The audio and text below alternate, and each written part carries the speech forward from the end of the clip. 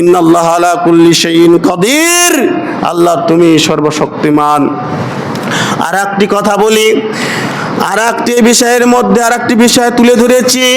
আজ মুসলিম জাতির কাছে পাপ নরমাল হয়ে গেছে।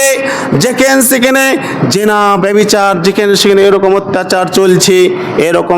এরকম ভাবে এমন সময় আসবে, বিশ্বনবী সাল্লাল্লাহু বলছেন এমন সময় আসবে যে আমার উম্মত কি মনে করবে, পাপকে নরমাল মনে করবে, অর্থাৎ অবৈধকে বৈধ মনে করবে। Saying among my followers there will be some people will consider illegal sexual intercourse, warning, silk, drinking alcoholic drinks.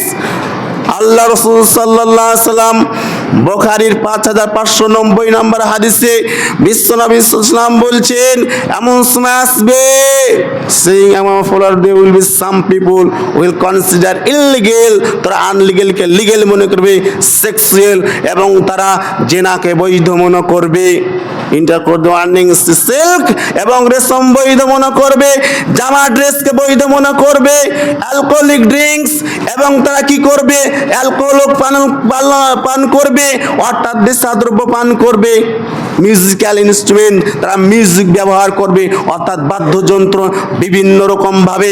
আমাদের পাপকে এমনভাবে চেপে ধরেছে মুসলিম জাতির ওপর। দেখুন আজকে সেক্সুয়াল তারা কি করবে, জেনাকে বৈধ মনে করবে। আজকে আমাদের হাতে মোবাইল আছে, আমাদের সমস্ত কিছু কন্ট্রোল করার ক্ষমতা আমার হাতে। মোবাইল কোন জায়গায় ইউজ করব, ব্যবহার করব, আমার কাছে একজন যুবক ছেলে বলছে, মৌলভী সাহেব ওই মেয়েটাকে আমার ভালো লাগে, ওই মেয়েটার সাথে সম্পর্ক, এবং ওই মেয়েটা আমার কি পর্দার আড়ালে চলে, কোনোদিন কারো সামনে কথা বলে না, ও কারো সামনে গীবত করে না, কারো পরিনিন্দা চর্চা করে না। ওই মেয়েটি আপনার পাশে কি করে ভালো হলো? বিবাহ বন্ধনে আবদ্ধ হলে সেই দিন ওই বিবাহ হালাল হবে। তার আগে একজন অপর পুরুষের সাথে অপর পুরুষ কথা বলে কিভাবে, আর বিয়ে হালাল কিভাবে হবে? চলবে না, এই নোংরা নীতি চলবে না। বিয়ে সেদিন ওই পুরুষের সাথে কথা বলা বৈধ হবে যেই দিন মৌলভী সাহেব বিবাহ বন্ধনে বসে বিবাহ পড়াবে, সেই দিন বৈধ বিবাহ হবে। তাছাড়া বিবাহের আগে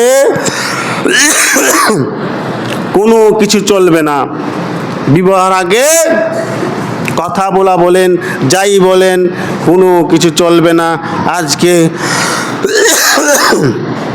স্কুল কলেজ চারিদিকে এরকম নোংরা নীতি ছড়িয়েছে। কেউ যদি জেনা ব্যভিচার করে